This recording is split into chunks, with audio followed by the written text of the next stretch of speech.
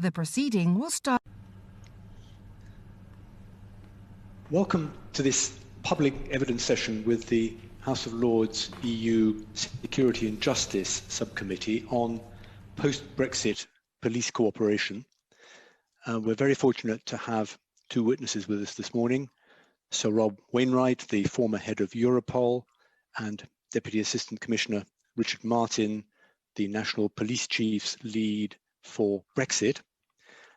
Rob and Richard, you're very welcome. You've both kindly given evidence already to our predecessor committees, but now that we're in the final days of the negotiation, your assessment of the implications either of a deal or of no deal for police cooperation with the EU and therefore for the safety and security of all of us is very relevant and will be very helpful to us in assessing the outcome, whatever that is, in the weeks ahead.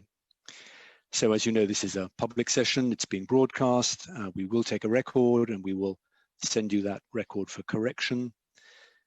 Members will ask questions one by one, and I think there will be time at the end also for supplementary questions for anyone who'd like to follow up. Just so to get us started, we're going to be talking quite a bit this morning about a range of institutions and a lot of acronyms and so on. So I thought it might be helpful for those watching to set the context. If you could perhaps both give us a couple of concrete examples of how police cooperation with the EU has helped law enforcement in the UK up to now, just to make it a bit more real for everyone watching. So how has the daily activity of UK policing been helped in concrete ways by working closely with the EU? And maybe I could start with you, Richard, from the point of view of the Met. Yeah, sure. Thank you, my lord. Yes, we use it extensively at our EU powers. If I take something simple like the Schengen Information System, which is the system that EU countries put people that are wanted or stolen property or missing people on, that's linked very much to our own national system. So every time one of my police officers is on the streets and checks a vehicle or checks a person, that automatically goes from the English system out into SIS. So we know whether that person is wanted overseas or whether they might be missing from somewhere, or indeed if it's a stolen vehicle or stolen car. So it's real time as well. As soon as we circulate somebody, it goes onto that system. So as you can see, for us, information is key. The speed in which we get information and intelligence is key. And it actually allows us to take some action right there and then, especially with that system. If we move further out from there, if somebody is wanted on a European arrest warrant, which maybe either we've circulated somebody we think is a suspect or one of the EU countries has, again, as soon as we check that on PNC, we will know whether that person is wanted or not. And then we can take some action and arrest them. So there might be somebody dangerous in the community, somebody who might be wanted in Poland, for instance, for a burglary.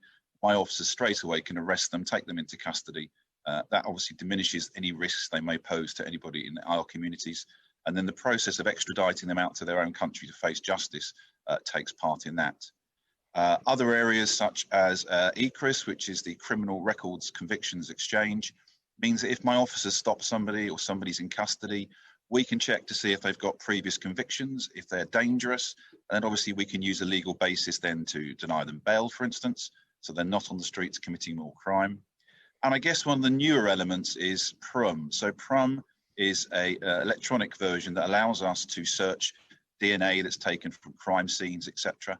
And what that allows us to do is search against European databases. So for instance, if a foreign national has committed a burglary over here and left some DNA, then we can immediately do that exchange. We can identify them as a suspect. And again, once more, we can take action. So really for us, it's arresting people that could cause risks to our communities in many, many different ways. It's recovering stolen property. It's pretty much everyday action that the most police forces would do, and I think the public would recognise. And it's the real-time connectivity that makes a big difference, I guess, from in all those areas. Yeah, very much. I mean, if you look at something like missing people, which is a very important area for policing and takes up quite a substantial part of our time, we probably have about 250,000 people go missing in the UK a year. Now, some of those might be for an hour a day or even longer.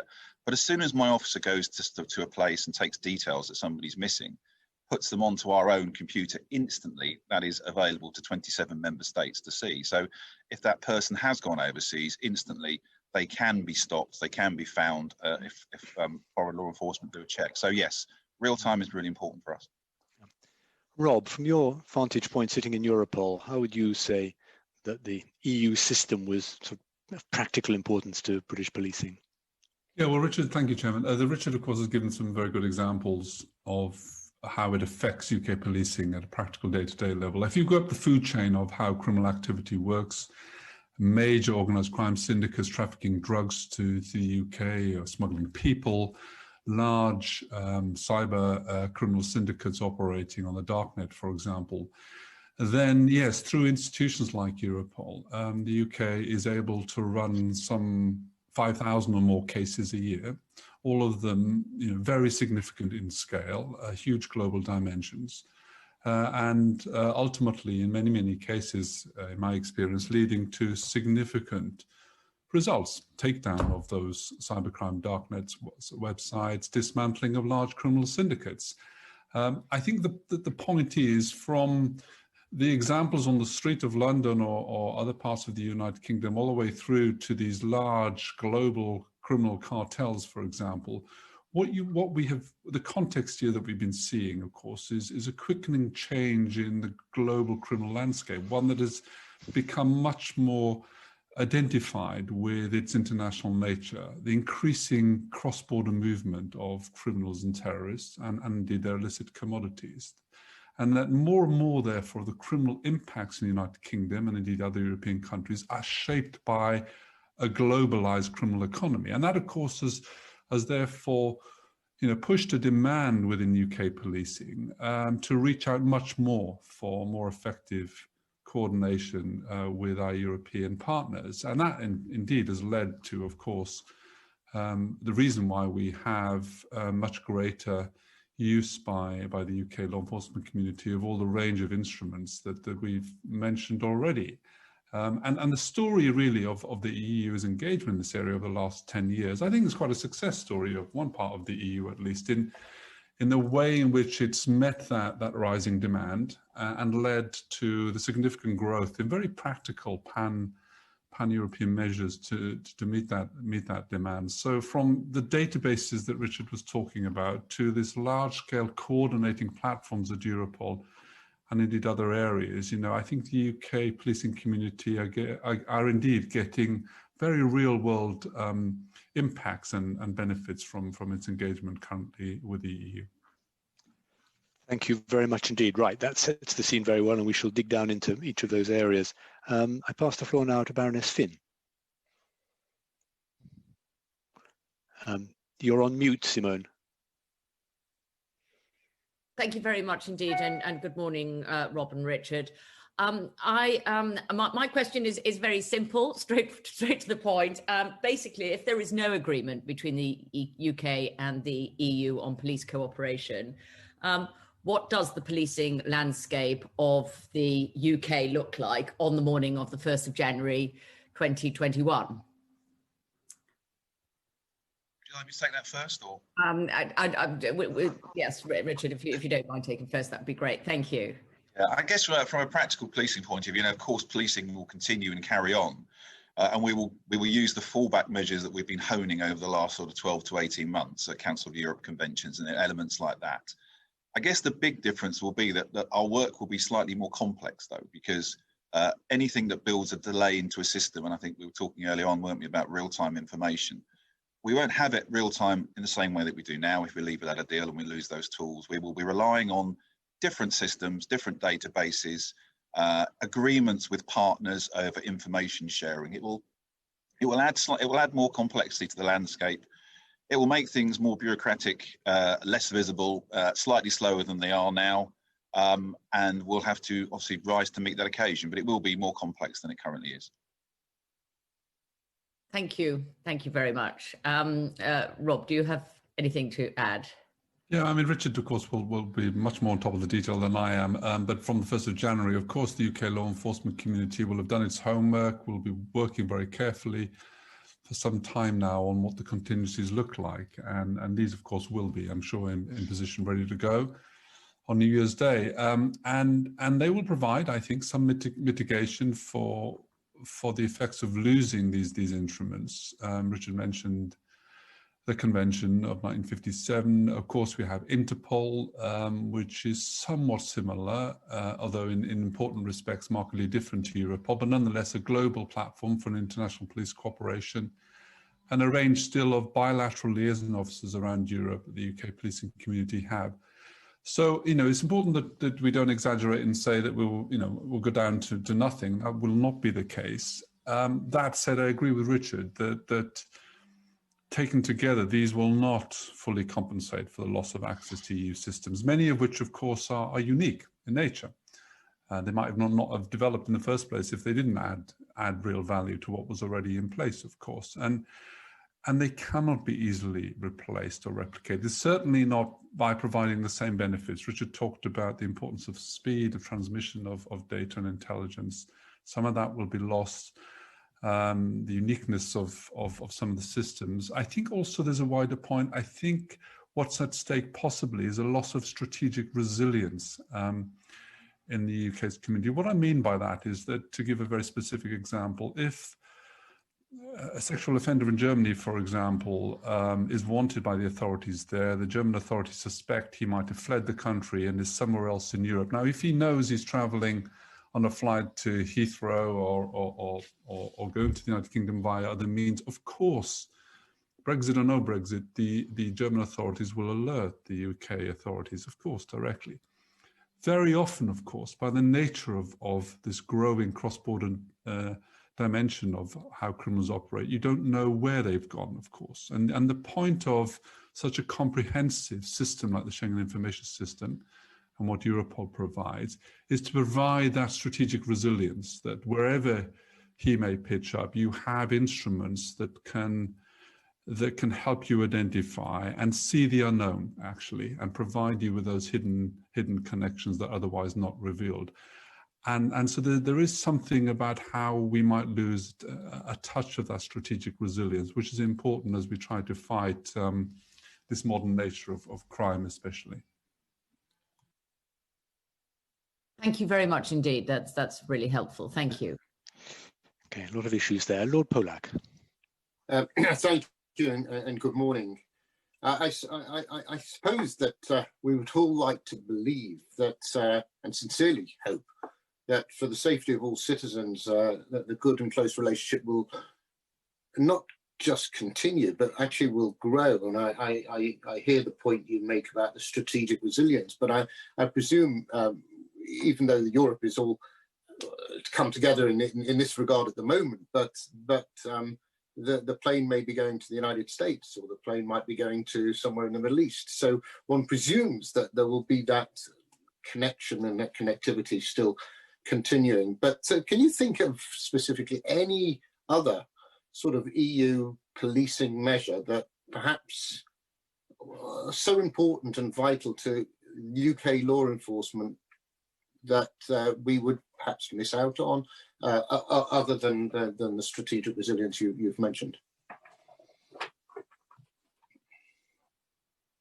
In relation to specific tools, sorry, I'll go first if that's okay with you, Rob. Just in relation to specific tools, I mean, there are probably 5 areas that I think from a geographical policing point of view we really value and are really important. So at the moment we have a European arrest warrant, which is really effective. It allows us to arrest immediately and then extradite people that are wanted overseas. Recently, in the last couple of years, we had the European investigation order, which is speeding up the process when other colleagues overseas want things to be done for them in a legal basis. That's been very important. We mentioned the Schengen Information System. Just to put that into context, we've got over 4 million alerts on the Schengen Information System, i.e. people, property, things like that, things that my officers need to look at. And we checked it 603 million times last year because it's integrated into our system. So that speed, that agility and everything else really does get driven very well from Schengen. And everything that Rob was talking about, from serious and organised crime, organised crime group, all the way down to missing people. Rob and I will talk about Europol and Eurojust, but they are really good institutions. Eurojust is the vehicle that allows us to, carry out joint investigation teams with partners. Again, that's speeding up an investigative process with a legal basis that sits behind them. And PRUM, although the new kid on the block, for want of a better word, has been really good. We've As I say, we've identified over 500 suspects from DNA scenes as a result of searching against Prum. So they're probably the top ones that I would say are really well used by us. And again, yes, there are contingencies that we can fall back on. But I think of all the things that have come from sort of Europol and the EU Commission and sort of the integrated way that we work, I think those would be the ones I would kind of highlight. Thank you. But are any of those still open to us post January the 1st? I mean, you know, on a level of officer to officer, for force to force, I mean, are you able to continue with any of those irrespective of the political world that's going on around? I mean, that very much depends on whether there is a negotiated outcome or a non-negotiated outcome. One of the things I would say, even with a negotiated outcome, we won't have the European arrest warrant anymore. We probably won't have the European investigation order, and I think SIS is quite challenging to retain even with a deal. And of course, if we go without a deal, we don't have access to any of those. We, by natural default, we're not part of those institutions. Even our people in Europol would have to decamp out of the building, and then we would have to start negotiating a way back in without a negotiated outcome. And the only point I would add, Lord Pollack, is we won't sort of repeat the sort of points that Richard and I made earlier. I would agree with his list of, you know, the top few that perhaps are the most important. I think, of course, it does depend on whether or not there is a deal around this. Of course, my hope, like everyone, is that there is. And there are some, we could maybe talk later about Europol, there are some useful precedents that the UK could certainly draw on here. I think I was struck by something in your introductory remarks about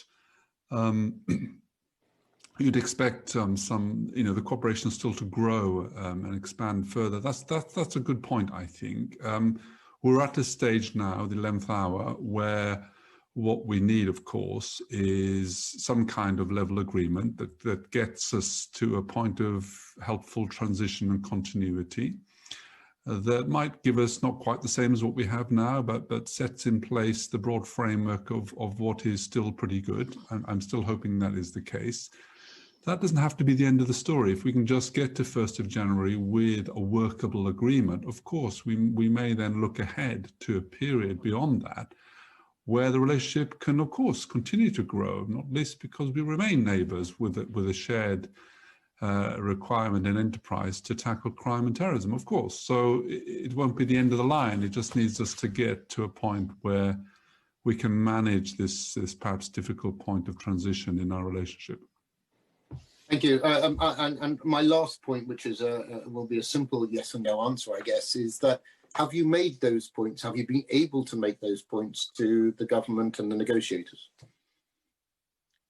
Yes, very much. I mean, I would say we've had some really good interaction on a daily, hourly basis almost with the Home Office team and the negotiators. About a year ago, I went to see David Frost with Lynn Owens from the NCA, and we had a very good discussion, frank discussion about the tools that we thought were very important. And I would say at each stage in the negotiations, we've very much been sort of in the back giving tactical advice and guidance and practical examples to the team that are negotiating to say that this is, you know, really important. This is the impact on policing. So I think that interaction has been very good, and it's been a very mature relationship where we've been able to outline that. And I guess I just add one more thing to your earlier point, which is, and I think Rob covered it, which is all of my interactions with all of my foreign law enforcement colleagues have always been very positive. There is an absolute willingness to want to work with us in the future. It will just be, you know, the legal basis that we will need to iron out to make that happen. Thank you very much. Thank you, Richard. Just before coming to Lord Lexton, to extend Lord Pollack's question one moment, I remember, Richard, you telling us at an earlier session that the Schengen Information System, for example, UK police used it 600 million times in 2019, I think.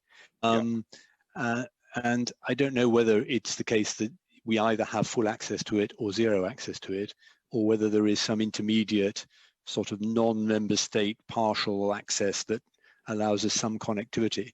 Because if the screens go completely dark on SIS2 because we are no longer a member of the EU or Schengen, which is, I think, what ministers have implied to us in the past, I mean, that would be quite serious for UK policing, wouldn't it?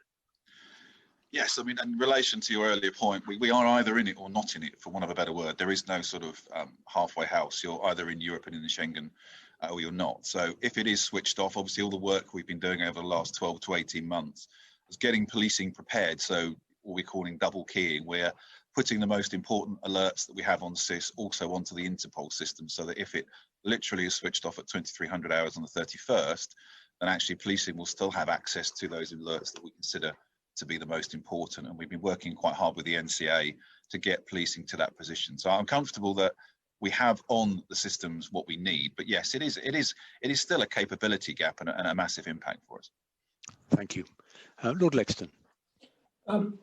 Two large and obvious questions on which you both commented to some extent, but I wonder if I might invite you to amplify what you've said already. The two questions. What will be the main challenges facing the United Kingdom police when EU collaborative measures are no longer available to them? And secondly, how can those challenges be mitigated? Perhaps Rob would like to comment first.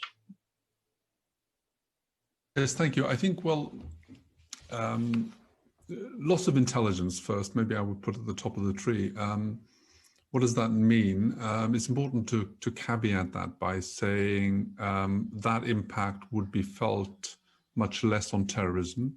As the committee knows, much of counter-terrorist cooperation with our European partners falls outside the EU structures. An important part of it still falls within, but the majority of it doesn't.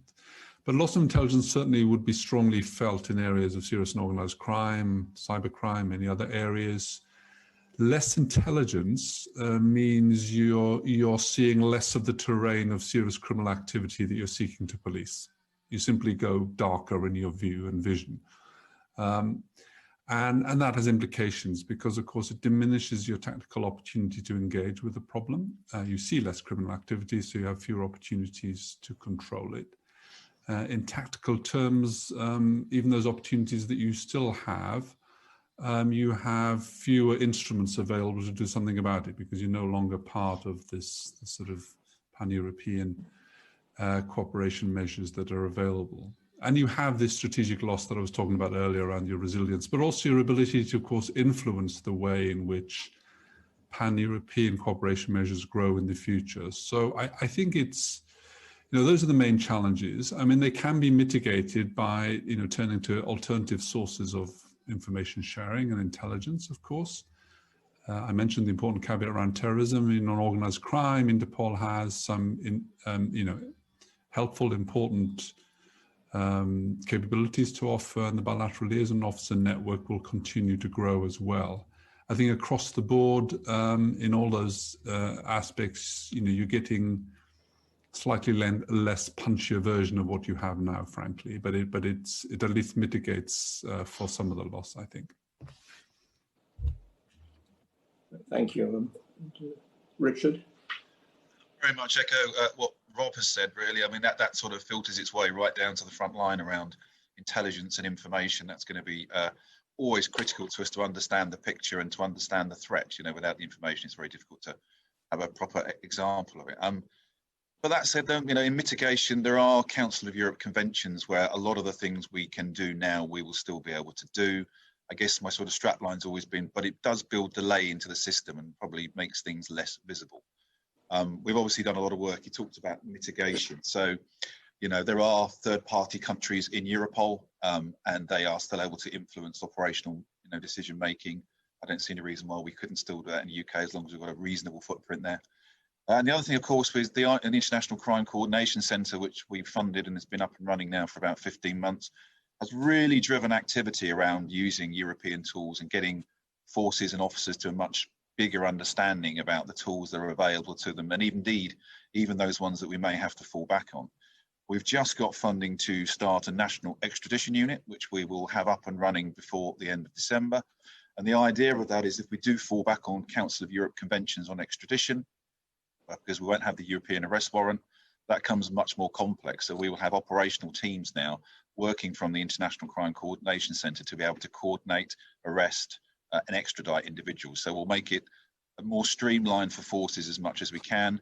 And in the last 18 months, really, we've been trying to enhance all of those fallback plans. So trying to make them, accepting there's a capability gap, but trying to close that gap as much as we possibly can, which you would expect us to do. And starting in the new year as well, we've just sat with the College of Policing, designed training for 43,000 investigators and 120,000 officers and staff. It's the first time we've ever been able to coordinate all of this training bespoke to individual roles. And again, the aim of that is to get people in a good place, to get good understanding. So I think with the ICCC, with the National Extradition Unit, with all the work we've been doing, I think we've certainly pushed ourselves into a much better place to be prepared for whatever happens after the 31st. Thank you very much indeed, extremely helpful. Thank you very much indeed. Yeah, well, it's excellent to know that mitigation measures are being taken. Lord Delakia. Can I come back on the issue of cooperation? Michael Gove MP told the House of Commons recently that the UK could cooperate more effectively in many areas of our border security outside the EU than we ever could inside. Do you agree with this particular statement? And this is to Rob.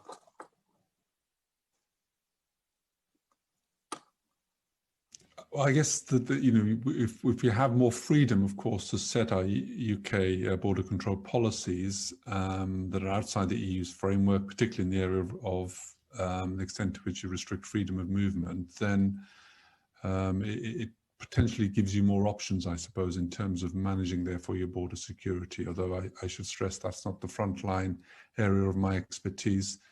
Of course, on the other hand, as we've all been saying, the current access that border officials has to instruments like Schengen Information System, do provide obviously everyday value in the way that Richard's been describing. Should we not underestimate the impact of their loss either? So, a mixed bag, I guess. But what we've been laying out this morning, I think, is that there will be important impacts from, of course, losing. So probably that's as much as I can say in an area, as I said, that is not my primary expertise.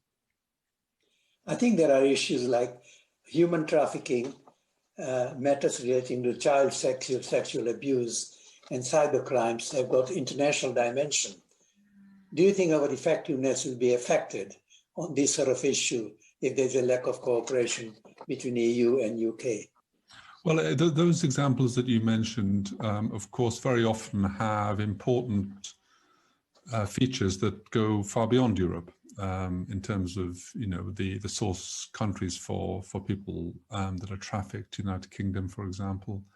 The same with drugs, of course, and cybercrime by its very nature, a more global problem. And that speaks therefore of the need, of course, always has done, to ensure that the UK, in engaging in its international police cooperation efforts, to do much more than just with its European neighbours, of course. So, yes, the importance of continuing to use Interpol and its, continuing to develop its transatlantic relationship is important. But I think in my experience over a decade or so working with the EU, the specific measures, for example, through Europol, that have allowed a more intensive focus on those crimes within Europe, through the effective sharing of information, through the effective coordination of very significant takedown operations, in some cases involving 30 countries or more. Those kind of measures, have given considerable operational value. Again, benefits that should not be underestimated and would need to be compensated for in different ways, I think, after the 1st of January. Can I ask, Richard, there's a Royal Commission on Criminal Justice being set up. What sort of evidence would you be giving to them in relation to the cooperation with the EU? I haven't been invited, but if I am, I would be saying that our integration and our relationships are very strong with EU law enforcement partners. I think obviously Rob was in Europol for a long time, and I think when I visit there, or when I did visit there pre-COVID on a regular basis, the operational relationships are very strong. They're very good. Again, I think this is about a legal basis that allows us to do the things that we currently do, as opposed to an unwillingness to want to work with us.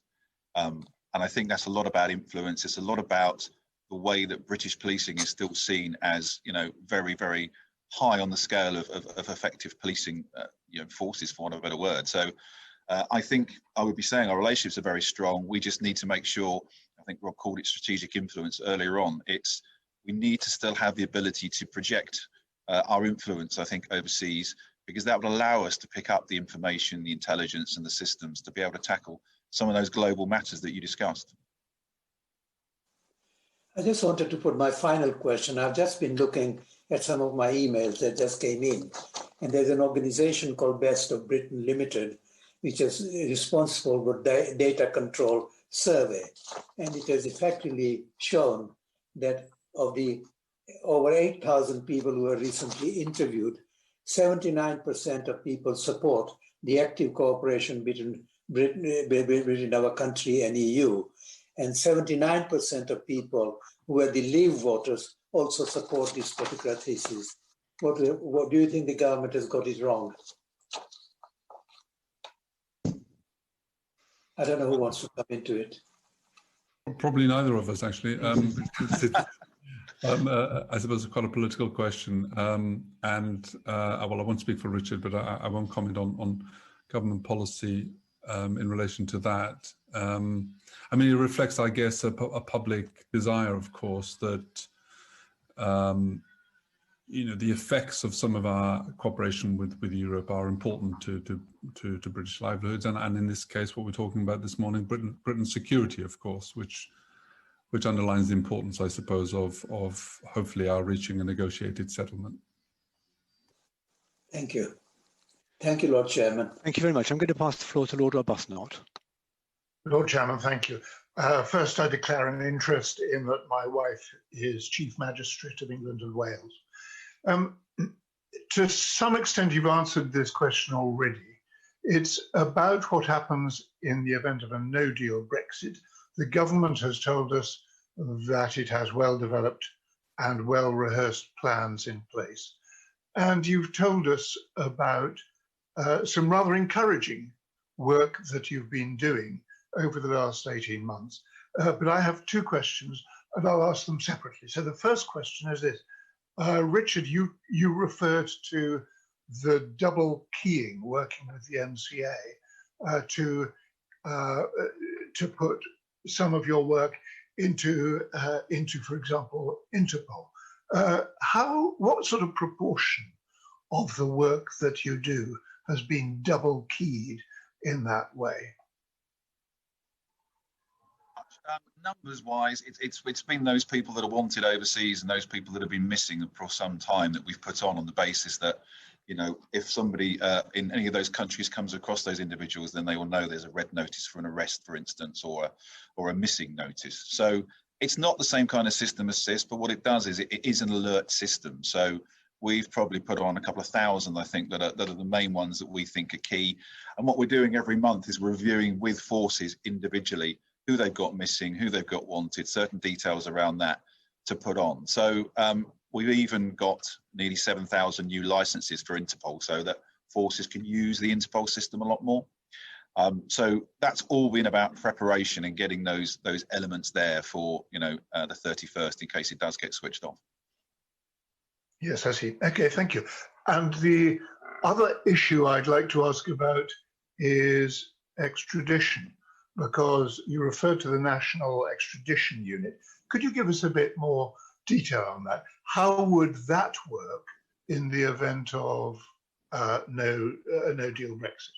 Sure. So this is all really about the fact that we know we won't have the European arrest warrant post the 31st, either with or without a negotiated outcome. So our preparation has been about going to the fallback measures, which is the 1957 Convention on Extradition. So that's the process we use for all other countries outside Europe, pretty much.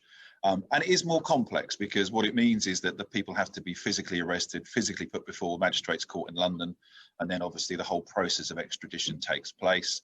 A lot of those requests are very complex by nature, and obviously forces are not geared up to do that in the way that will happen and with the demand that will probably go up. So we went to the Home Office, we're very clear that for policing what we needed to do was have a centralised approach so that we had a standard people experienced, and what that actually is 3 operational teams across the country who will do all the physical elements of locating, tracing, arresting, extraditing, and all the warrantry that's required of using the Extradition Act. So the idea is that we speed up as much as we possibly can the process, albeit we know it's going to be slightly slower than using the European arrest warrant.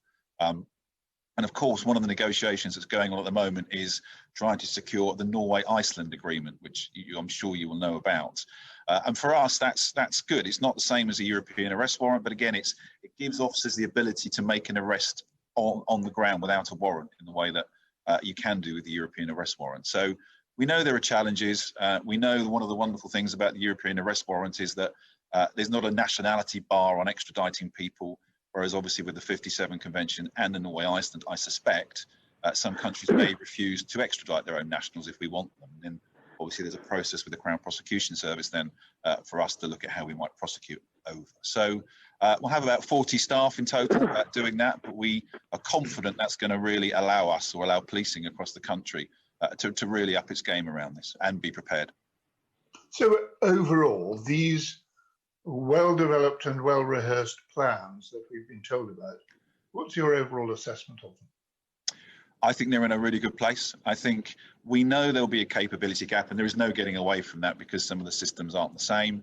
But what we've been able to do is just to hone those contingencies. So for instance, Interpol is much more of a manual process of, putting somebody on the system than SIS is.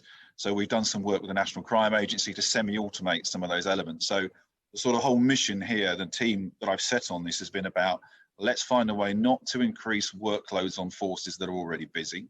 Let's try and get these capability gaps as close as much as we can. So I think what we've had through the transition period is given us the opportunity to just continually drive different ways and different approaches. And I'm really comfortable about where we are on contingencies. Thank you. Rob, do you agree with that? Well, I'm not really in anything like the position that Richard is to comment on that, as I'm not engaged in that kind of work.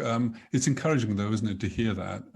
I suppose I mean, let's remember the context. The European arrest warrant was born partly out of a frustration that countries had in Europe about the slow, clunky nature of how the 57 extradition process worked, of course, and it has grown in a significant way to be something that much quicker, no longer sort of plodding through the diplomatic channels.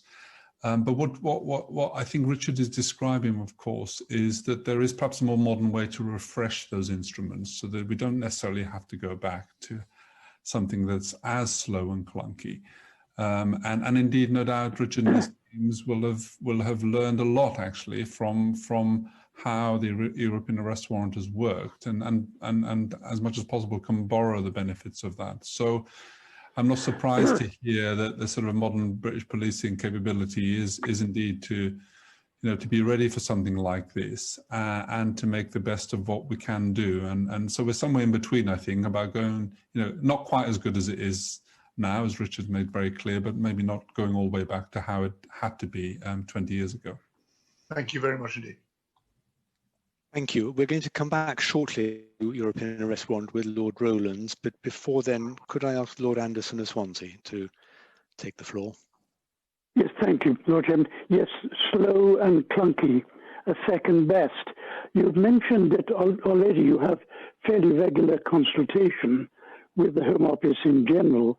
Does that extend to a no-deal possibility? Yes, we have. Very good. I mean, we've gone through a number of scenarios with the Home Office. They've come to us for feedback at every occasion that they've gone through the process. And to be fair, the things that we've highlighted and we've spoken about earlier on, saying, these are the very important tools that we want. The Home Office have been completely receptive to that. So I think, if the negotiation is successful, then that's great for us. And obviously, every step of the way, we're with them anyway. So the engagement's been good, and I think I'm comfortable that they've taken in our issues and our concerns. But there will be a void. To what extent are you satisfied with their preparations for a no deal? The preparations I've been involved in are obviously just focused on the policing powers and everything else.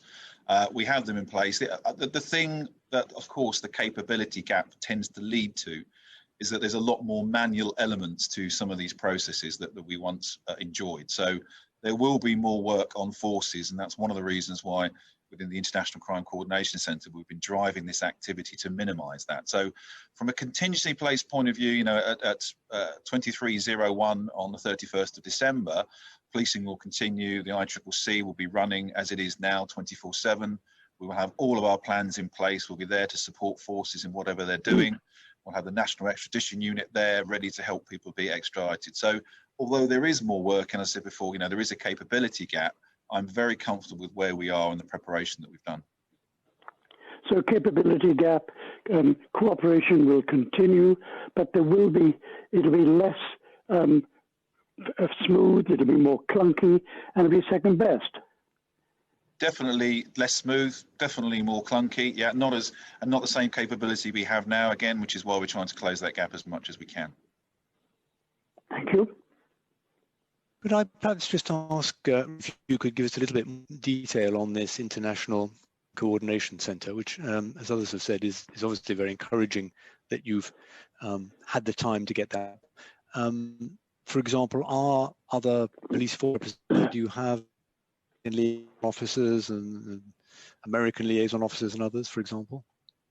Sorry, my lord, you broke up just at the end of that question. It was just really whether you have other liaison officers there at National Crime Coordination Centre with you. Yeah, so we have the British police officers that are here within the Crime Coordination Centre. They come from all over the UK and they're experienced in using international instruments, which is why we brought them in. So they're giving both strategic and tactical advice. We also have the foreign law enforcement community in London. So all of the embassies that have foreign law enforcement officers attached to them, they have the ability to come and sit with us, so they go on a regular basis. And we have officers deployed all around the country supporting within the NPCC region. So we have access to pretty much every country at the pickup of a phone because they come and work here. And then we also access the NCA's overseas network and the Counter-Terrorism overseas network. So our links are very good. It's, we can link all over the world instantly, as well as provide advice instantly. Thank you very much. Baroness Hamwee. Thank you. That rather follows on from Lord Ricketts' question. In February, which feels a very long time ago now, the Prime Minister talked about having a pragmatic agreement, though he did make the usual caveats about the European Court and the EU legal order, I think was what he called it. What does a pragmatic agreement on security and justice look like? Or perhaps I'll go to Richard first if I can. You've talked quite a lot about what your what police forces are doing. Is there more that you want to add in that description? And can you tell us, because I don't think we've touched on this yet, whether the Home Office is providing additional resources for the various projects, if I can use that term that you've described? Certainly, yes.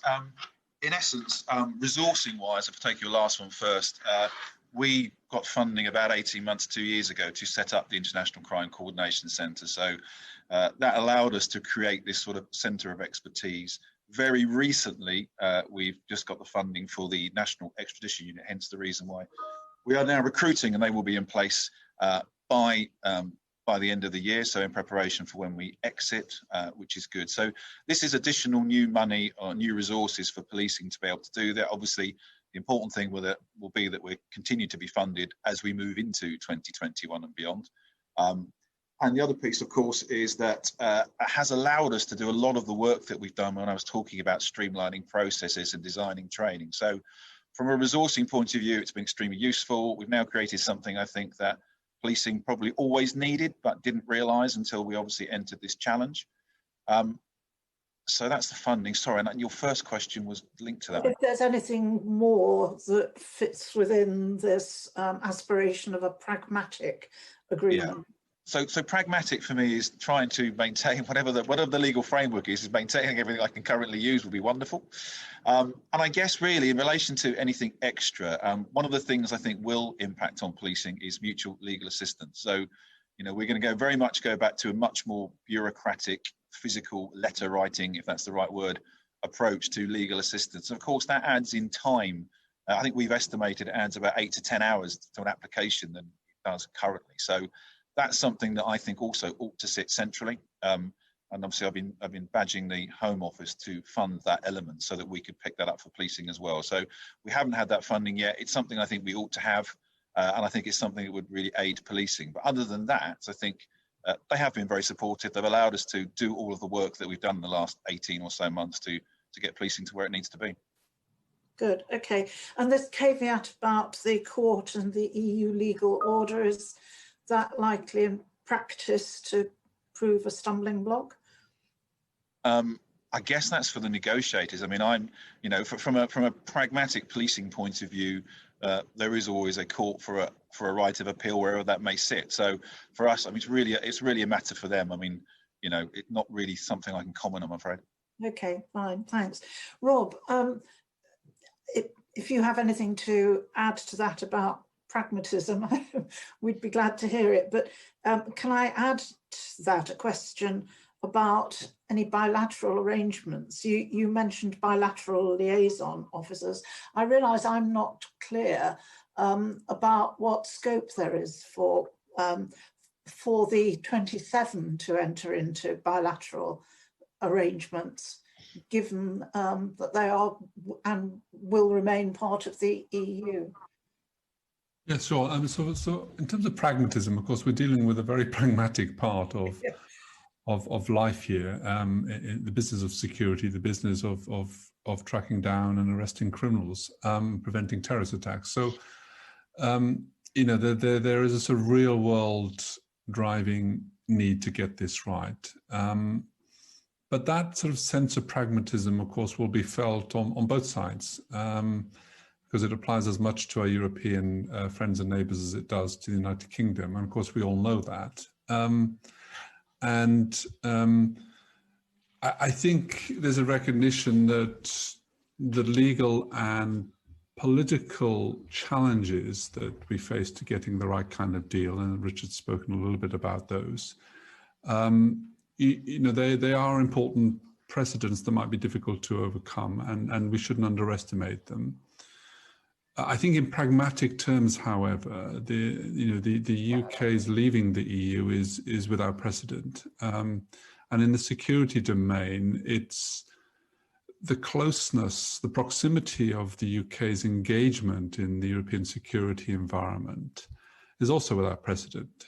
To use Europol as an example, the volume of intelligence information that historically UK has exchanged with Europol is something like 5 times at least greater than any other non-EU member state, even including the United States. So it's of a different order and magnitude. And although those precedents are important and will, of course, have an impact, I think in the end, we are entering new territory for all sides. And we have to get to the place where the sense of a pragmatic agreement to preserve as many of those possible real world effects are, you know, will drive, I hope, a sense of getting this right. Bilateral liaison officers have always been a feature of international police cooperation. Well, always, at least for the last 30 or 40 years. In the United Kingdom has maintained a healthy bilateral liaison officer network around the world, actually including in Europe, alongside indeed its increasing engagement with institutions like Europol. It's true that over the last 10 years especially, the size of that network, at least in Europe, has diminished as more and more of the work more easily went through a slightly more efficient process at Europol. But nonetheless, I think, and Richard will know better than me the current status, it remains in place and can easily actually be augmented. And the culture and the practice is there for all countries to do that. It's relatively easy, although more expensive, for the UK to send a police attaché to Berlin, Paris, Rome, and other places, and to be very well received and immediately well integrated, actually, into the law enforcement community in those capitals. But it is more expensive, and it's by its very nature one-dimensional in the sense that it only allows you to deal with Anglo-Italian police requirements in the case of Rome, of course, rather than something through a more common European portal at Europol. Nonetheless, it adds up to still being a future instrument that could be quite important. Thank you very much. Thank you, Chair. Thank you very much indeed. Could we come back then to the European arrest warrant issue and ask Lord Rowlands to take up the questioning? Lord Rowlands, you're still on mute. Hello, can you hear me now? Yes. Yep. I just wanted, before may I preface my questions on the European arrest warrant by a piece of information, please? I presume there's been a dramatic decline or reduction in the number of European arrest warrant applications since the government announced it was withdrawing. But there must be some still in the pipeline. What would happen to them post December 31st? Yes, so we haven't seen much of a roll-off because we've been pushing forces to use the European arrest warrant whilst we still have it. So we've done a lot of work to actually maintain and even improve the way we use it at the moment. All of those that are currently in the system have already been put onto the 1957 convention. So those that are in the system will remain in the system. There won't be anybody released. When we first thought we were going to leave with no negotiated outcomes of last year, we went through a whole process of making sure that everybody that is on the European arrest warrant is also on the Interpol system and on the 57 convention. So that was to reduce risk and harm to communities. I see. And so, but it means it's going to go through the 20 process. It will do, yes. But I mean, those that are in custody will remain in custody and obviously won't be released. Those that are wanted on European arrest warrants will switch to whatever we have post the 31st. So they're on the 57 convention now, so there's no risk of them not being enacted. But if we have a Norway-Iceland agreement or anything else around that, then it will be slightly more bureaucratic and clunky. Yes. How important is it for us to negotiate a replacement for the AUW arrest warrant? For me, I think it's very, very important. I think we know we can rely on the 1957 Convention on Extradition, but we also know that that comes with its challenges. So really for us, it's a bit like our contingency planning has been about trying to hone and improve and enhance the contingencies we go back on. I would be, advocating for as efficient a system as there can be that allows my officers to identify an individual who is wanted, to arrest them immediately without having to go to get a warrant, and for them to speed through a court process. So really for us, that efficiency, that fleet of foot is really important. So whatever is negotiated, that's something I would be wanting to have. How would it be possible to replace it if the police are unable to maintain their access to Schengen 2? No, I mean Schengen 2 is the system that allows us to know about them, very speedily. That's why we've put Interpol have a red notice, which is an arrest notice. So we would go to Interpol instead. And again, some of those examples I gave you earlier on about double keying, that's very much about everyone who's currently wanted on a European arrest warrant, we put onto an Interpol notice so that if that is switched off. So this is the vehicle for information, and we can go back to use Interpol. And obviously the legal process to arrest is something slightly different. How possible would it be to try to build upon what must be already quite close working relationship between prosecuting authorities as a result of the use of the European arrest warrant? Could we develop a series of bilateral arrangements which would avoid the long convention type process? The convention is the legal basis in which we do it. I mean, there are ways of speeding up access to information or being given early warning that somebody is coming over.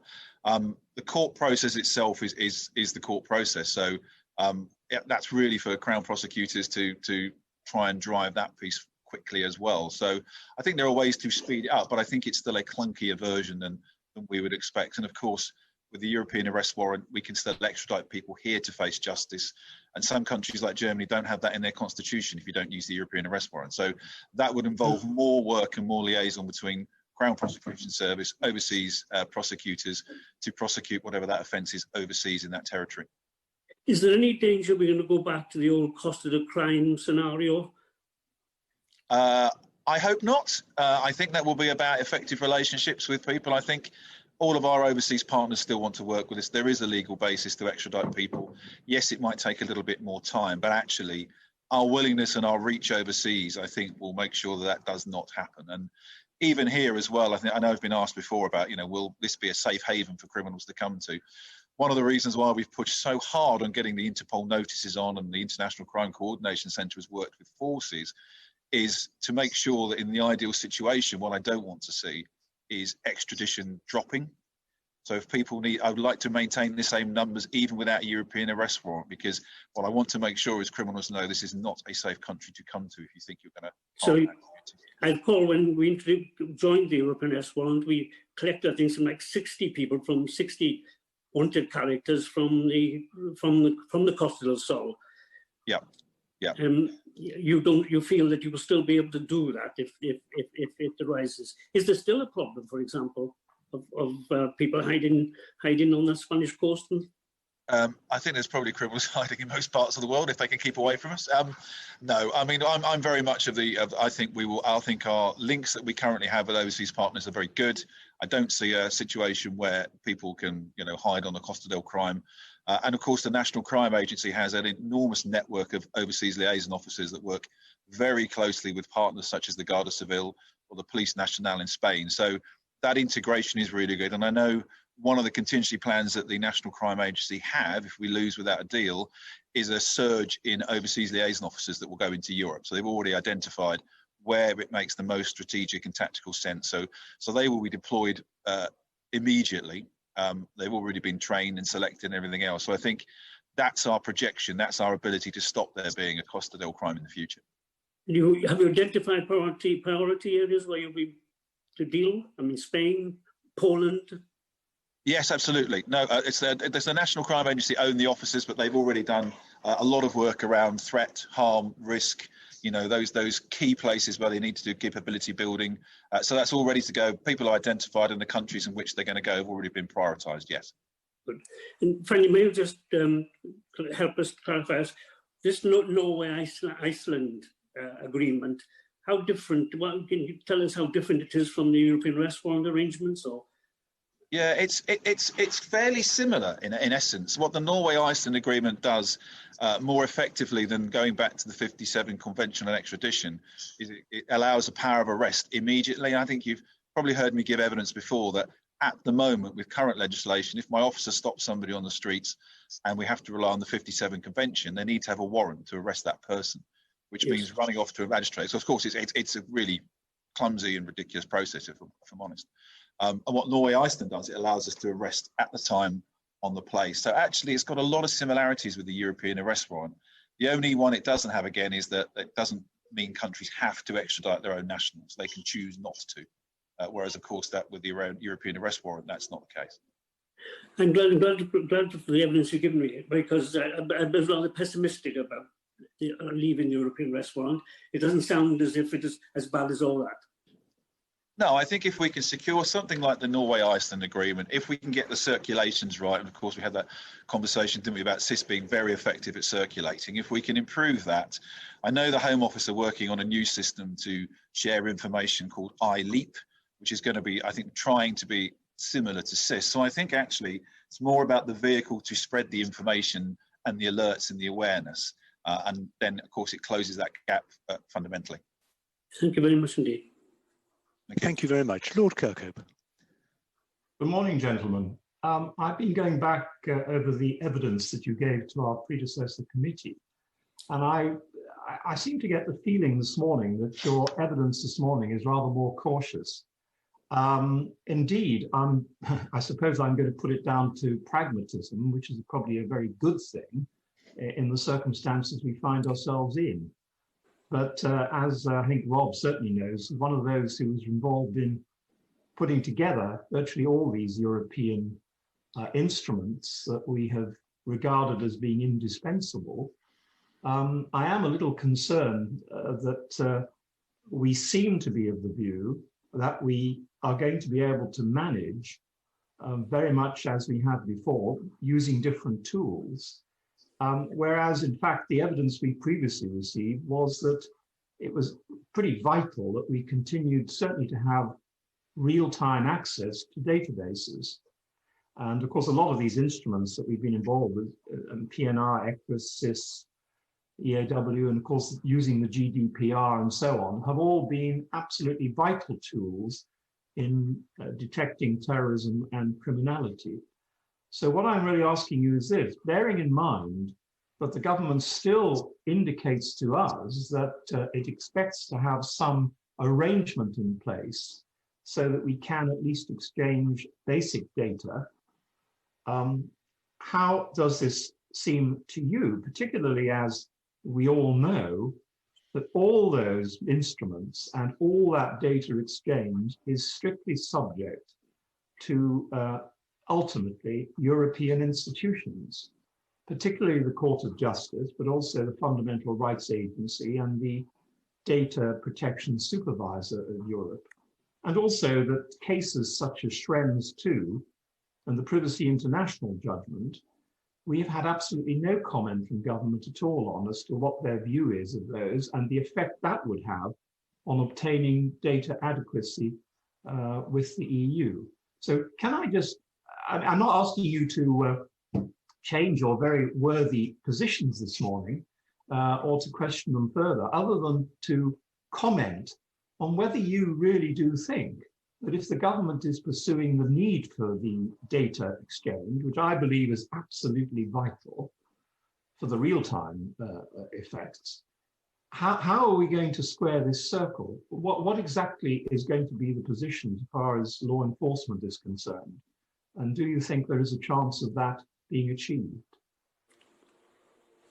Yeah, I think I would answer sort of, there is a pragmatism here on us preparing for the worst case scenarios, you would imagine. And I think both the evidence I gave last time and this morning as well, I've said very much there is a capability difference. You know, in an ideal world, I would retain all of those tools we were talking about earlier on, but there are fallbacks. They're not as good. They're more slow. They're more bureaucratic. So our job is to get ourselves into a place where when falling back on those that we would rather not have to fall back on, we get policing into a good place. So that's really sort of where I'm coming from in relation to the evidence. Data sharing, you're right, is absolutely critical. We can share under the Law Enforcement Directive, even if we don't get GDPR. We think we're compliant through the Data Protection Act. That's obviously a discussion that's being argued at the moment between negotiators in the EU. One of the things I would say about the sort of the data, though, the data adequacy, of course, is that in the legal text, there is a danger that if the UK is found not to be data adequate, that actually it means we get forced out without a deal, you know, just based on that data. So I know there's a lot of work being done about that. Everything you say about, you know, as I've called it, being fleet of foot and being able to share in real time is absolutely critical. Do I worry about losing SIS2? Yes, I do very much. I would much rather retain that because it's lifetime at my fingertips and it's easy for my officers.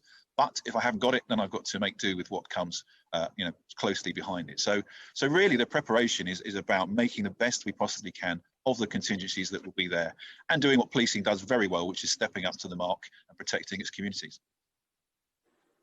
Rob, have you got anything to add to that? I know you're in a slightly different role now, but looking back on it. Well, looking back at it, you know, I was very much part of championing the importance of data exchange, as you know, and it was instrumental to the growth of Europol and its success insofar it had done to support the UK and others. So I think this is important to get right. You mentioned data adequacy and recent judgments. Of course, there was another recent judgment just last month from the European Court of Justice regarding certain national surveillance laws, which also affects and includes the regulation of Investigatory Powers Act in the United Kingdom. So that judgment, which was fairly critical and you know, held that some of these national laws were infringing the principle of proportionality, you know, makes it arguably harder, I think, for us to find the right data adequacy position here. This is a difficult terrain to navigate, I think. That said, though, I'm assuming that if there is political consensus reached that between the two sides, that, you know, to get this done in terms of ensuring some form of continuity on data transfers, then it will be get done. But I think it speaks also, I think, to you know, a changing landscape around the whole issue of data ethics and data privacy in Europe, as you know very much from your days in the European Parliament. it's an important subject in Brussels. If anything, it's becoming more important in relation to security, but also in relation, of course, to wider business effects. Of course, that's interesting, because if you take a look at the assumptions we're going to make, even if we prove adequacy at a particular point in time, unless we're actually going to be moving with the European flow, as it were, the changes that you mentioned the case, the recently decided case, there are changes all the time in terms of the acceptability of data exchange and protection and so on, which are going on through European institutions, and which we would either have to parallel and accept as we go, each one or each change, or we would be quite soon out of adequacy again. I mean, Schengen, I think your colleague, I think Richard mentioned Schengen before, in or out. Of course, we've never been in Schengen, but interestingly, it's one of those compromises with Europe, isn't it? At Schengen, we've accepted quite a number of the protocols. Those are the cooperation protocols that will be of use to police forces. We've been part of, even though we expressed with great determination, we will not be a member of Schengen. Well, of course, these things all have certain nuances, and the same would apply in future, would it not? How would we actually, even if we obtained adequacy, how would we maintain the adequacy without at least a recognition of the European institutions that are going to change the criteria? Rob, do you? Well, the only point I would make, I think, you know, data privacy is also, of course, terribly important to the UK, and I'm not sure there is a significant difference in the understanding, recognition of how important that is between the UK and the rest of Europe. In that sense, GDPR, you know, has been enacted into British law. As you know, the principles of it are well met and are accepted far and wide. There might be some sort of fine details, particularly in relation to, you know, national surveillance laws, as they're called, of course. So maybe some finer important differences. But I don't think this is a case of, you know, one thinks data privacy is important, the other one doesn't. So it still would give me some reason to expect that some kind of agreement, arrangement could be found on data adequacy. That's what I expect. And Richard, do you think that from the point of view of the data exchange, and we've expressed our views here and the pragmatism and so on, but if we do actually meet the terms of adequacy, do you think that the relationship going on is going to be close enough on a day-to-day basis to make sure that we can use that to its fullest potential?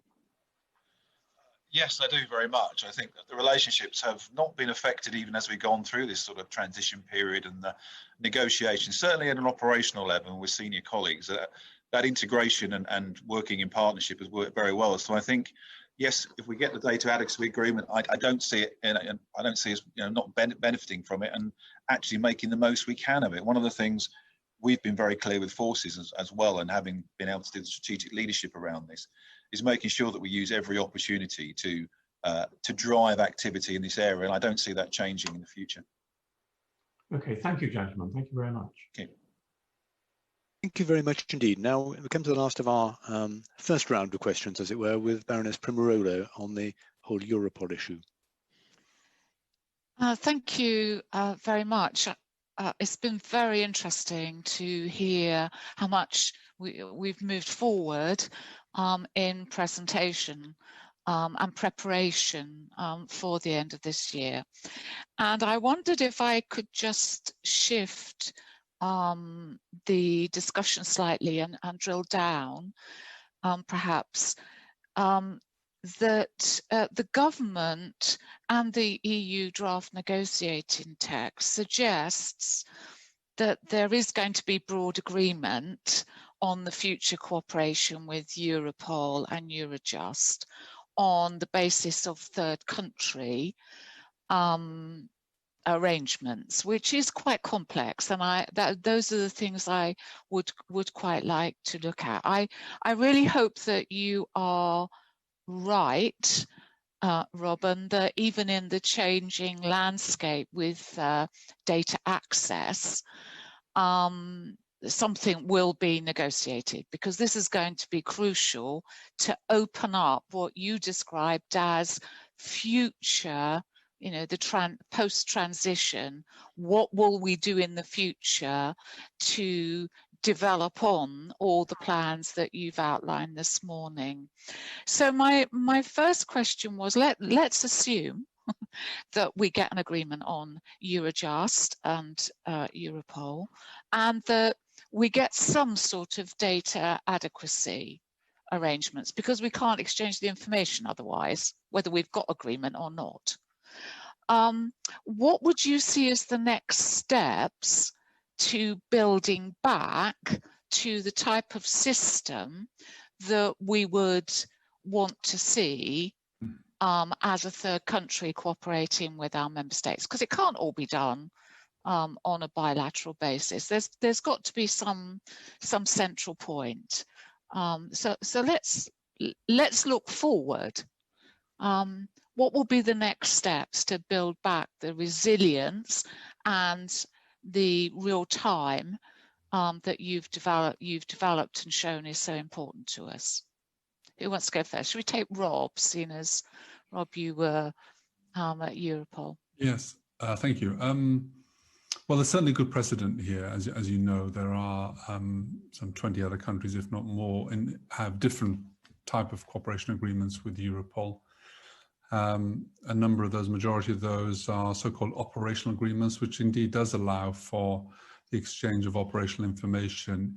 You're right in each case that one of the conditions and factors involved in negotiating that agreement is indeed a data adequacy test. So that remains the case. But on your assumption that goes through and we get an agreement with the United Kingdom, well, first of all, there are important limitations. So if that agreement followed the norm of these other examples, then there would be several differences that would then apply to UK's relationship with the UK, with Europol compared to now. And most notably, no direct access actually to databases, no automatic right to join operational projects, and unlikely to have any kind of membership of the governance structures such as the management board. But you asked about building back better. The United States is an interesting example, an agreement with the US for some 15, 20 years, rather sort of leisurely and slow in nature at the start of that. Over the last decade, certainly over the last 5 years, a quickening of that relationship. The United States, through a third country agreement, has built a very strong relationship with Europol. It is one of the largest liaison offices at Europol, notwithstanding the fact it's not a member state. It is involved in, or has been in so many operational areas. I would say even driving some of them in ad hoc, in de facto terms. And you get the sense that the US is an example of a very significant external player with a big security contribution to make, that has grown its influence from the state in which it reached a formal agreement into one today that looks pretty sizable and effective, actually. Of course, it's not a member of the management board, and it still has those other limitations. But in operational terms, it's maybe a model that the United Kingdom could look towards replicating. That's very interesting. Thank you. Richard, would you like to comment on that point? Yeah, I think Rob's probably covered it in much greater detail than I would be able to. But I guess I would sort of just highlight that, of course, it depends on what third-party agreement that we managed to secure at Europol. But also, I think the American example is a very good one. I think there is a lot of influence that the Americans can bring to the table because of their ability to project operationally and through intelligence and everything else. And I think, and Rob will correct me if I'm wrong, but I think the British have always had a very good reputation within Europol. We are, I think, the second biggest contingent, if my memory serves me right. And actually, I think the size of the footprint often and the relationship you have, as well as the sort of reputation, I think goes a long way to being able to do a lot of this influencing that you've mentioned and that Rob's mentioned in his comments.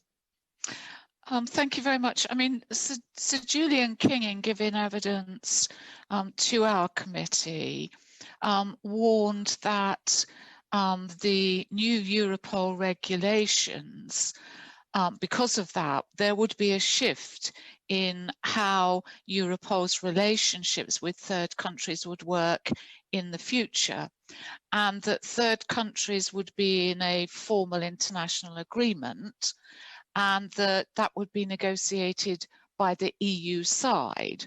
So that seems to imply a cutting across of what had previously been the case, perhaps of bilateral agreements moving in parallel.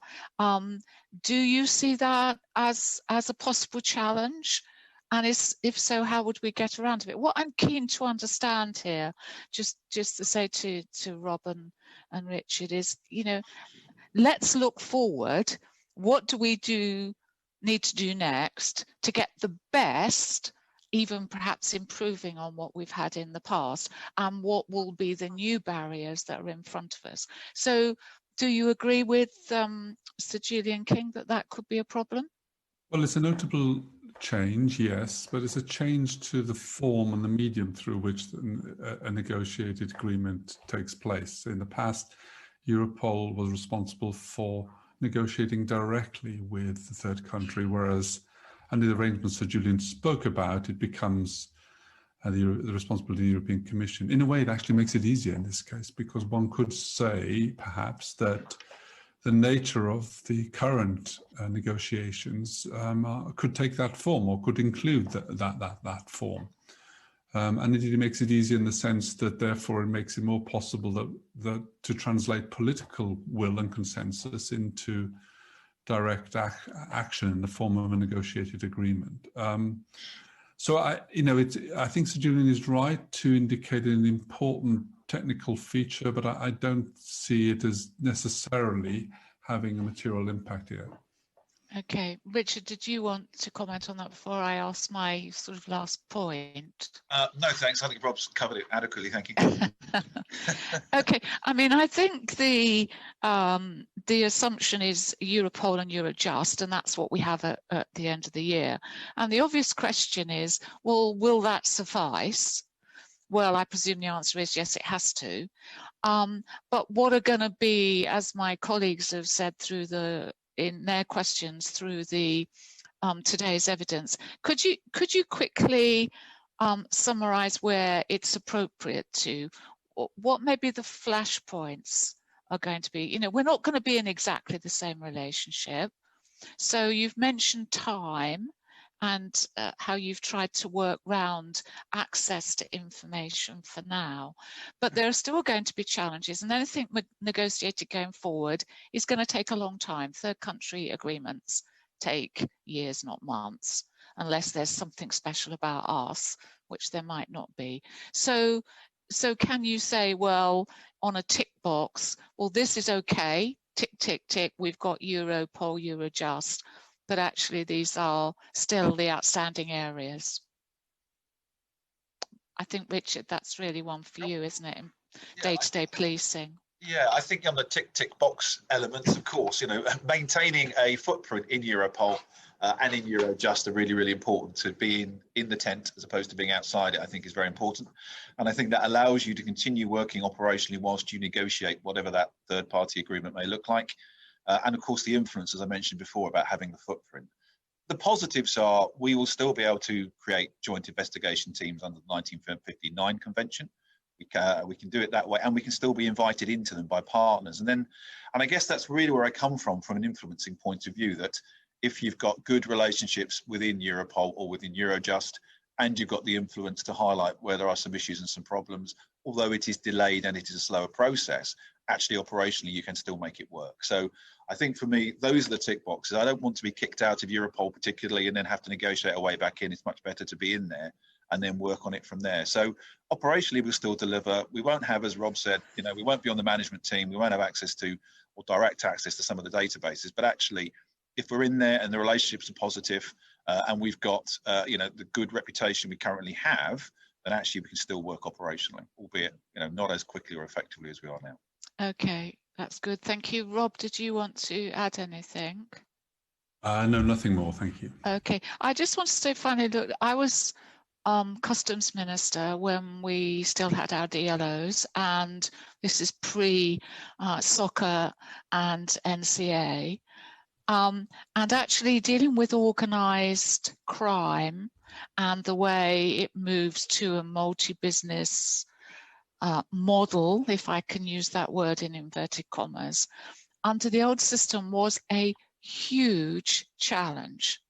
And it was particularly getting that cooperation across member states in particular, but beyond. And it seems, I know my colleagues will want to follow this up, so I won't go too far down that route. But it seems to me there's going to be significant, putting it politely, challenges on staying on that on top of that very rapidly changing environment and the capabilities they have there, you know, the criminals, to challenge our systems, even with exchange of information. So we're going to have to keep our eye on the ball of a changing world, as well as trying to catch up, aren't we? Yes, absolutely. I think the nature of organised crime is that it morphs, it changes its business model to reap the best reward with the lowest risk, as we all know. I guess what I would say, though, is that there are lots of operations that are conducted sort of internationally, particularly within the Metropolitan Police, for instance, where we're not actually using Europol. You know, we're working with other countries, working with our Five Eyes partners. We have a lot of intelligence and links with those, and actually we work with European partners, not always through Europol. So a lot of our joint investigation teams, although they go through Eurojust, you know, we are capable of doing that. But you're right, it's one of those things where you really cannot take your eye off the ball at all. And again, it comes back to that strategic influence and the partnership arrangements and making sure that we are extremely well linked and we project very well internationally. Okay, thank you very much, Rob. Do you want to add anything? Otherwise, sorry, yeah. Just very briefly, because you mentioned the network of drug liaison officers the customs maintained, and its equivalent that followed, that certain police forces have. They were tremendous assets at the time, actually, and they will continue to be in the future. Let's not forget that. But you're right in the sense that our experience, and I think I was responsible for managing some of those networks at the time you might have been minister. The experience we had, you're right, is that quite rapidly as crime changed in the way that Richard's been describing, we found that on their own they weren't enough, because it was no longer just a case of dealing with drug shipments from Pakistan and therefore posting a liaison officer there. It was becoming a much more globalized criminal enterprise. It required greater coherence, which of course led at a national level to the very establishment of first SOCA and then the National Crime Agency. So that sense of needing to have more coherent across the board horizontal capability led to significant changes in how we structured our response to organised crime in the United Kingdom. And for the same reasons that impelled us changes here, you know, we needed to find more coherent, comprehensive mechanisms for our European partnerships. So that led to our increasing investment in these EU instruments. So, you know, it's been part of responding to this changing story of crime. And although, you know, there will always be some real strengths to these other assets, you know, as we've been saying consistently this morning, it won't quite be the same. Okay, thank you. Lord Chairman, I'd love to carry on asking questions, but I know, I mean, this is an important area. Perhaps I could come back later if we have time, but I think there are other members. Can I thank both the witnesses very much? That was very informative and helpful, and particularly to Richard, good luck. We're all rooting for you. Indeed, absolutely. I'm going to pass the floor to Lord Anderson of Ipswich in a moment. But just to follow up one question on Europol and Eurojust. You've talked eloquently about how you can develop a third country access arrangement as the US have done. But are we expecting that on the 1st of January, if there is a deal, that the deal itself will contain a third country access agreement for Europol? I would find that pretty surprising. In which case, are we looking at a sort of extra transition period in these areas where we would have continuing something like the current access pending negotiation of a third country access agreement. It seems to me it's quite important to know whether we're looking at another gap there of possibly months or even years. Richard, I don't know if you have any insight into that. Yes, if we get a negotiated outcome, there's going to be an operational agreement where we can continue to function within Europol whilst the third country agreement is organised. So we won't dip capability at that point. The third country agreement will follow it. The only challenge will be if there's not a negotiated outcome, then we will literally have to leave the building, and then that negotiation, as you quite rightly point out, would probably take some time to get back in. Right. That's important. Thank you. Right. That's the end of our kind of prepared questions, but I know a number of members have other questions that they'd like to pursue. I'm going to turn to Lord Anderson of Ipswich. Thank you very much, Chair, and very good to see you both again. I'm coming off the bench, as it were, with some questions really prompted by what I've already heard this morning, and I'll just go through those if I may. The first relates to ECRIS, or ECRIS. Rob, you made the point earlier that once Brexit is complete, we will have an enhanced ability to refuse entry to EU nationals with criminal records. We can, and I think will be, more demanding.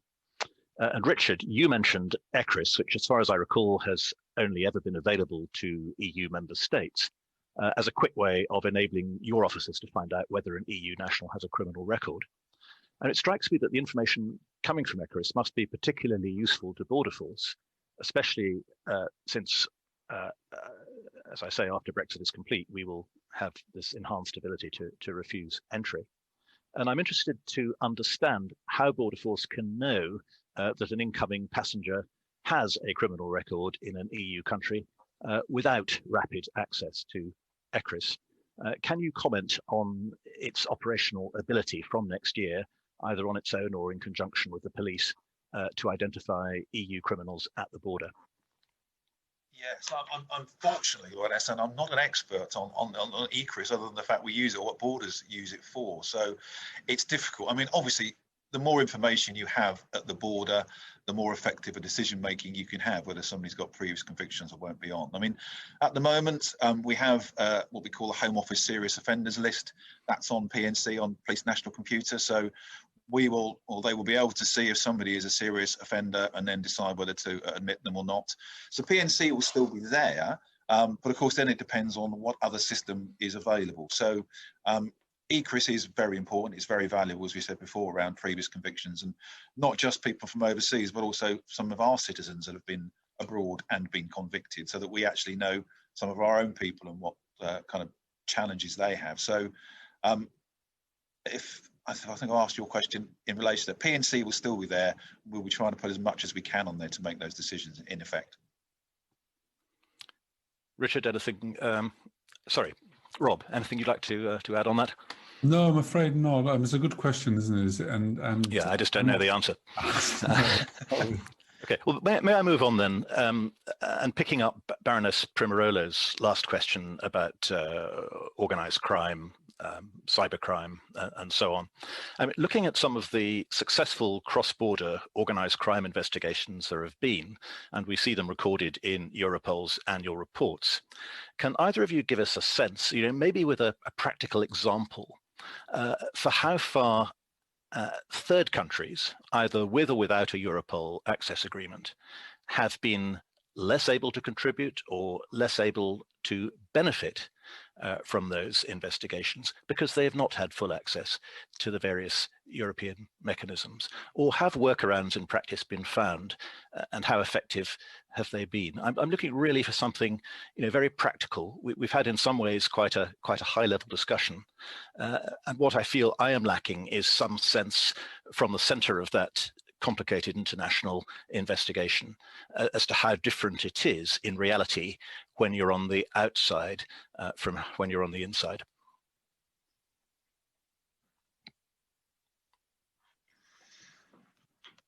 Well, my practical examples are at least 2 years old now, unfortunately, Lord Anderson. But I think in the case of Europol, you don't have direct access. It's about speed, really. It's the fact that if the United Kingdom is working currently on a major investigation and interrogates the UK system, as it does directly at the moment, then it has an instantaneous result, and that result might lead the investigation into a significant new direction. It's important under those circumstances, as you know, that very often speed is of the essence, particularly if it's a fast-moving investigation. Now, in the case of third country arrangements, it means that there is a time lag because the request to interrogate the system has to go via a central body at Europol. I can't recall a time when that had a material impact, but then we wouldn't know that, I guess, would we? Necessarily, we wouldn't necessarily know that an opportunity was lost by a third country because it hadn't interrogated the system quickly enough. One can expect, though, given the nature of effective policing, that it is an important point. And here is actually quite a challenge also, not least for Europol itself. I mentioned earlier the level of UK, the volume of UK intelligence that is shared currently through Europol. It is at least 5 times greater even than that of the United States. Now, for that which is suddenly automatized through a direct interface, has to go through a central unit. That in itself is quite a burden for the agency to manage at those volumes. Might lead to even further time lags than normal, but it also leads to a significant challenge on how Europol can cope with that. That was certainly a concern we had even 2 or 3 years ago, and I'm not sure what the mitigating arrangements at Europol might be for how that would happen. But there is an issue here, I think, and it's essentially around to how quickly you can identify the right kind of information. Richard, anything you'd like to add to that? No, I'd very much agree with Rob, and I think one of the ways, certainly I can give you an example from a country outside of Europe, and this is very much based on relationships, and I think you heard me talk earlier on about our engagement with foreign law enforcement partners. So, you know, we had a young American girl that was groomed online from the New York Police Department. Because we had the ICCC, they were able to ring their US liaison officer here, who phoned us immediately, and within 6 hours of the landing, we'd gone in and rescued her and arrested the paedophile behind it. So, you know, that's an example of having effective relationships with partners overseas and here within London to try and close some of that capability gap that Rob's outlined. Thank you. I'd like to go on now to the European arrest warrant. And Richard, you were quite bullish on a future without the EAW, and I understand how, in a sense, you have to be. I agree with you that the Norway-Iceland agreement would be a decent second best, though it has the disadvantages that you mention. And I don't doubt for a moment what you said about the strength of bilateral police liaison relationships with European partners. But of course, extradition is not just a matter for police, and extradition from countries outside Europe remains on the whole a pretty slow and tortuous process which relies on bilateral extradition treaties. If we don't have Norway-Iceland, and until such time as we may have an effective bilateral agreement with Spain, how can we have confidence that we will not see a return to the Costa del Crime? I think, you know, you're right. I think, you know, we're relying on the 57 Convention, as we said quite rightly, which is bureaucratic. I think that's actually about police forces making sure that we use every available international power force. If you imagine 2 years ago, there wasn't an International Crime Coordination Centre, and there certainly wouldn't have been a national extradition unit. So we have been very proactive with forces and will continue to do so to make sure that they understand what the options are for them. And I think having an operational arm, as from December, will make that much more real in the fact that we can go and hunt these people down, because of course what this new unit will do is not just arrest people here, it will go and collect people from overseas to face justice back in the UK. So for me, that's been one of the driving forces and negotiations we've been doing with the Home Office to make sure we have that capability. And I think that is what will minimise the risk of returning to a Costa del Crime, for instance. Thank you very much. One final question, if I may, Chairman. It's about the future. One thing that I think has really come out of this morning is that policing and criminal justice cooperation in Europe are very much work in progress. Both our witnesses have emphasised that some of the useful developments have come on stream in this country only very recently, examples being PRUM and the European Investigation Order. Can either of you give us a sense for what is coming down the line next, whether new databases, new instruments, new organizations, and whether you think, bearing in mind that we won't have helped design them, it will be feasible for the UK to participate usefully as a third country in those mechanisms. Yes, certainly. As you know, from at the moment is DNA databases that we're exchanging. We are just about to go live with fingerprints. So that's another additional capability that hopefully for a negotiated outcome we will retain. So again, that's about being able to identify people, and some facial databases I know which are being developed and soon to be in. So there are other elements queued up to come in that would be very, very beneficial for us, and which I would hope in any outcome that we manage to maintain. Thank you. Rob, anything you'd like to add to that? Well, as you say, it always has been a sort of evolving story, and even in the case of Europol, I read now from afar that you know, the next generation of changes and modifications to that are already being discussed at the political level, which I'm not surprised about. We will not be part of influencing that very much in the way that we were in the past. More broadly, quite interesting developments in the area of combating financial crime, with a lot of talk in the European Parliament, European Commission and elsewhere around the need for maybe a dedicated new agency to fight money laundering, for example. Now, were that to come to pass, we don't know yet. But again, it's rather a lively debate and an area that will be sadly missing British contribution at the moment. Thank you both very much indeed. Thank you very much. You've both been very generous with your time, but I have a couple of other colleagues who want to ask supplementary questions as well. If anybody else does, perhaps they could signal to me. But I have first Lord Kirkhope and then Baroness Hamwee. Lord Kirkhope. Well, gentlemen, one of the other jolly things that I got involved with in the early 2000s was joint investigation teams. And the interesting thing about joint investigation teams was, although they were introduced under the auspices of the European Union, they were, of course, designed to bring 2 or 3, a small number of police operations in different European countries together to give them some kind of status to operate for a period of time. What I'm really curious about is something like that, which currently sits under a European umbrella, is it, in your view, detachable, and that the whole aim of it, which is just to have 2 or 3 national forces working together, that surely is something, when we're talking about bilaterals and how we go forward, isn't that something worth preserving in some way? I don't know whether Richard would comment on that. Yes, of course. Yes, very much. I'd very much like to preserve joint investigation teams, as you quite well say. You know, they've been very invaluable, especially around cybercrime, human trafficking. You know, those sort of elements. They've been extremely useful. We can retain them under the 1959 Convention. We can still have joint investigation teams, albeit they don't come quite the same way and funded like the ones that currently do. But there is a capability there we can still have. I mean, I would hope in a negotiated outcome we can still very much maintain part of the European part of that. But if not, we will. All our current joint investigation teams have also been authorised under the 1959 Convention, so we won't lose any capability should we not get them. But you're right, I think they're an invaluable part of what we do operationally. Rob, were they useful from a Europol point of view? Yeah, very much so. And I remember when they were first developed at the time, you also remember as well, Timothy. And I think, you know, again, there's another example, isn't it, where they could be detachable. Sounds like they are.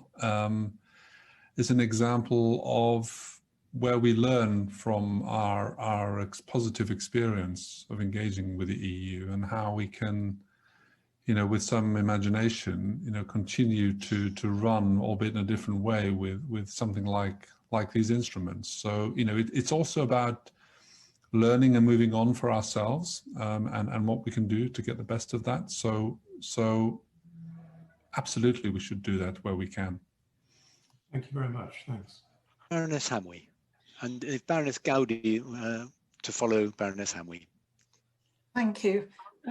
Rob, you mentioned governance in the event of our not having a deal. And just now have talked about involvement in developments, the programs of an organisation. I wondered if you'd like to say anything more about how we would be disadvantaged if we are excluded from governance. I've been wondering about budgetary arrangements. Would this mean that there would have to be annual negotiations with some organisations? And at worst, the whole issue of our membership being an annual matter? Well, one would hope not. Well, quite. We wouldn't want to go through this process on an annual basis. I doubt it. I mean, in the case of Europol, which I know best, in fact, there are, in the normal case of a cooperation agreement, there are no significant budgetary implications in the sense that the United States is not paying for its access to Europol today, for example. So, you know, I can't predict what might be the nature of any negotiated settlement in the United Kingdom, but specifically in the case of Europol, it never has been an issue until now. And one would hope that any agreement that we have retains this sense of pragmatism that it has to be sustainable, of course, on a basis longer than 12 months. Thank you. Richard, do you want to make any comments? No, nothing to add, thank you. Okay, thank you. Last word to Baroness Gowdy. Morning. I just wanted to take up a couple of points following on from... May I have a question as well? Yes, of course, Lord Anderson. Baroness Gowdy first. Following on from Baroness Pomerola and Lord Anderson of Ipswich, and one or two other points, because I'm very concerned on the whole question of human trafficking, which both of you touched on. It's not just the question of the human trafficking as a whole, it's the huge amount of money that we know is made through human trafficking, and how are we going to trace that money when it comes to the UK? Because we know that it will come here. I think on human trafficking and modern slavery, to give it its British name, again, it's another example where these EU mechanisms certainly help. In terms of following the money of this, I think there are, you know, important British-led initiatives that also go beyond the EU, and important initiatives as well, which are bringing closer, I think, law enforcement with the banking sector to address the point that you made. So I think, you know, those arrangements, Richard will have a finer view on it, I suppose, but those arrangements are likely to continue to grow, I think. And I agree with the sentiment behind your question that it's an important priority, one that we have to keep our eyes on, and one that is very global in its nature, of course, far beyond the confines of Europe. Thank you. Lord Anderson of Swansea. Thank you. The mention of money laundering and the new institution coming down the track. Could you say a little more about that, as when it is hoped it'll come into operation? Presumably we have a strong interest in this, not only because of the legislation, for example, the unexplained wealth orders, our 2018 Act and the regulations implemented in July, but also the property market in London, with very much dirty money involved there, and the overseas territories like the British Virgin Islands and so on. To what extent would we be able to make a contribution to that, or would the EU insist on their own ideology of exclusiveness and our own sovereignty? It would make total sense, clearly, a mutuality of interest for us to be involved at the ground floor in any new institution on money laundering. On that, Lord Anderson, it's by no means the case yet that the European Union has decided to establish such a dedicated anti-money laundering agency. It is it is amongst a range of options that I think the European Commission has put in this recent position paper, debated in the Parliament, and I know it attracts some level of support from different capitals and other regulatory bodies. But as is typical, of course, it will take some while for final position to be reached. And it's fair to say that there are arguments on both sides of the fence as to whether or not a dedicated agency is necessary or desirable. But were it to come into effect, you're absolutely right that in that case, you know, it would be a situation where the UK would be in a very different position, of course, and certainly not involved in negotiating its detail. Nonetheless, that agency would almost certainly seek to have the best possible cooperations with countries outside the EU, not least the United Kingdom, given the proximity and given, of course, the importance of the UK finance sector. So I would expect and could draw on our experience, presumably. Well, I would expect so, but we would be in this new terrain, wouldn't we, of how a brand new agency in this field for the first time would be charting its relationship with the United Kingdom in this very different climate. Thank you very much. Yeah. Well, thank you very much. Thank you to both witnesses. I suppose if I had to sum up what I think I've heard today, it would be that when we heard from Richard in March, you were very concerned about loss of capability and disruption to our powers of arrest, of our working with overseas partners and extraditing. And today I think I've heard that you are feeling more positive that the mitigation measures that you've had time to put in place do go at least some way to closing that capability gap and put you in a better position perhaps than it felt like might be when we were speaking in March, particularly in the case of a no-deal scenario. I hope that that's not a caricature, but I think that does strike me as an evolution, put it like that. Did you or Rob have any sort of closing comments you'd like to make before we finish the meeting? Richard. Not for me, thank you. I think you've summed up very well from my part, which is that, Pat, we accept there are capability gaps in these areas. We accept that we're going to have to work in a different way. What the transition period has allowed us to do is to get those contingencies into a better spot. But there will inevitably be less visibility. It will be a little bit slower and it'll be more complex. Very good. Rob, closing thoughts. I left Europol over 2 years ago, and I'm working in a different environment now, but I remain as deeply interested and indeed attached to the idea that our international police cooperation has to be in the best shape, of course. So I want to thank you